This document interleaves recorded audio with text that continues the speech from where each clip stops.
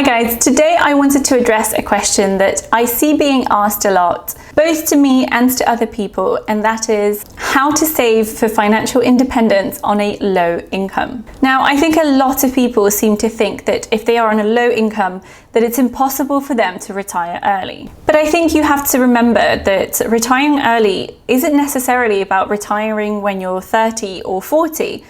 Because surely you would like to retire even, say, 5 years earlier than the state retirement age. And it's about shifting that mindset from, oh my God, there is no way I can save enough to retire by the time I'm 40, to, okay, even if I can shave a few years off and retire a few years early, then that is a big win because I get to spend extra time doing what I like and enjoying time with my family. So that is essentially my first tip, is change your mindset. It is really cheesy, but it is true. You won't achieve much when you have a scarcity mindset where you just think, I can't do this and I can't do that and I don't have enough money. And I often didn't really consider mindset when I was on my journey, but I learned that through Jennifer at Mama Furfur. She talks about mindset so much, and when I changed mine, I saw huge changes. It's not about saying, I can't do this. It's about figuring out how to do it. Now, I would also stress to remember that starting small is better than not starting at all. Small amounts will still build up and you will still be further ahead than other people. And even if you start with £10, £10 a month that you're putting away, over time that will grow. And if you could do, say, £100 a month into your investments, let's have a look at a compound interest calculator just for illustrative purposes. So if we have an initial deposit of 100 and contribute 100 per month over 10 years, let's go with 10 years, and an estimated rate of return of 8%, which is the average rate of return of the stock market, and that's on the conservative end, you are looking at 18,640,000. Now, you can see here on this chart how much of that is principal and how much is interest. So obviously it's not actually interest, it's the gains on your investments, but let's just go with what the chart's saying and call it interest to make it simpler. So you can see here that initially you'll have about 220 of gains. And as we go along to that 10th year, you've got a principal of 12,100 and interest of 6,500. Now you might think, okay, 18,000 isn't going to help me retire, but 18,000, would that let you leave work a year early? Could you live off of 18,000 for a whole year? This is what I mean by start small, because you will not wake up when you're 50 and say, oh, I really regret having this money set aside so that I can do more with my life. The next thing that I would say is make sure that you are utilizing workplace pensions. Don't rely on the state pension, especially if you are younger like me. See it as a nice bonus.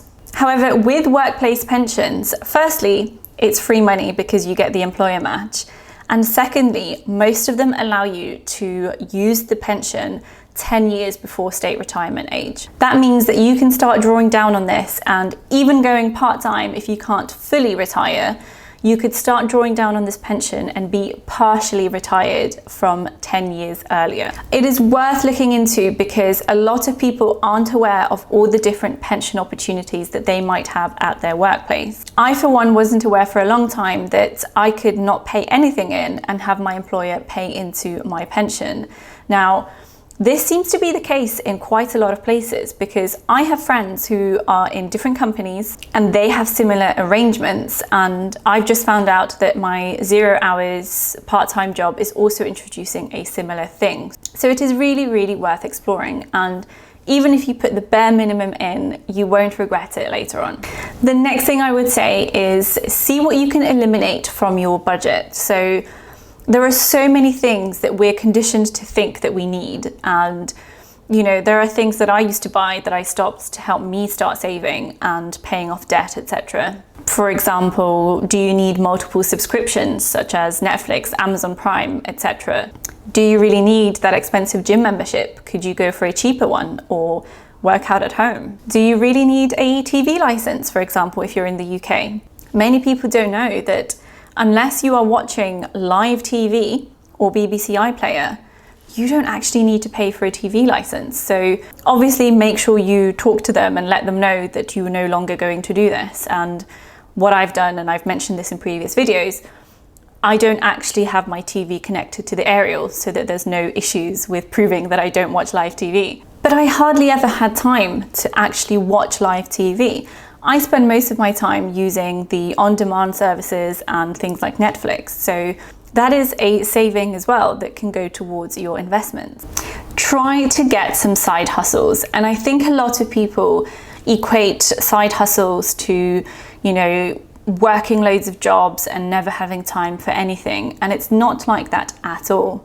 Because even if all you do is, as an example, sign up to a pet sitting service, if you like pets, you don't want to be a rubbish pet sitter.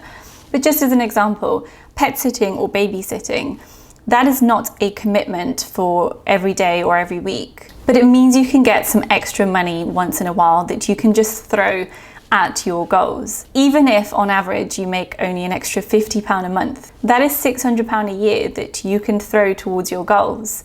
And £600 a year, when it's been given time to grow in the stock market, is a lot of money.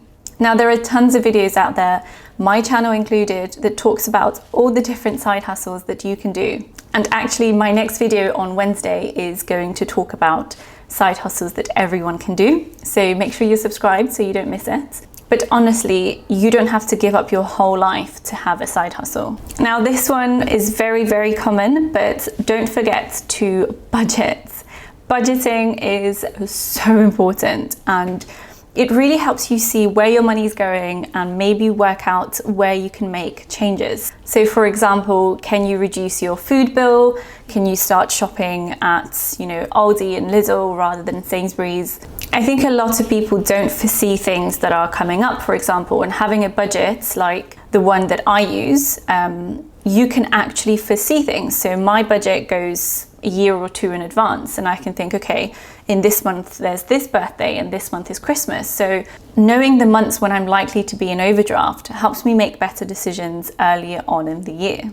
The next thing I would suggest is, if you are able to change your living situation. Now, I know that this won't apply to everyone, of course, but if it is something that you can do, it is totally worth looking into, because rent is often one of the highest things that people pay. You know, could you move in with your family for a while, as in your parents or grandparents? You know, a lot of people see this as some sort of failure, but it's so common in other countries. Like, for example, everyone I know in Poland lived with their parents for a long time to save up enough to like build their own home or do whatever, and it's not looked down on at all there. It's just the way of life. And I know in many other countries it's the same.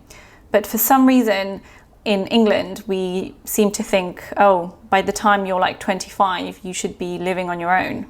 Now, if that's not possible for you, could you share? Could you house share? Could you rent a room somewhere, or have your house and rent out one of your rooms to a single person? There are so many options to try and like house hack that you should definitely look into it. The next thing that you can look into is your diet. So a lot of people eat a lot of processed foods, which are very expensive, and they eat a lot of meat and dairy, which again is really expensive. If you replace that with, you know, beans and legumes, and especially if you buy them in bulk, you can save so much money, as well as saving the planet and all the animals, but that's just a bonus. The final thing I will say is, don't allow lifestyle creep. So any sort of extra money you get, providing you don't have debt. So it's really important to have all your debts paid off. So if you still have debt, just use everything I've said to get extra money to pay off the debt. But if you get any sort of extra money, put it towards your goals.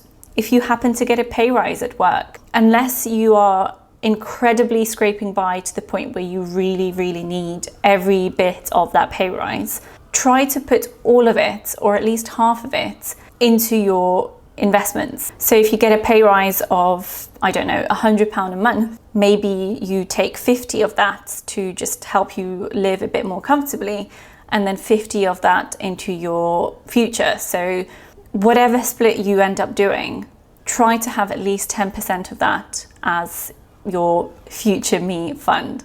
Hopefully that's been at least a little bit helpful, and it's given you some motivations to keep going or to start even. Like I said, even if you start with £10 or £100, it doesn't matter. Just start and you'll build those habits, and you'll be way further along than so many people. So hope you've enjoyed this, and I will see you in the next video. Thanks for watching. Bye.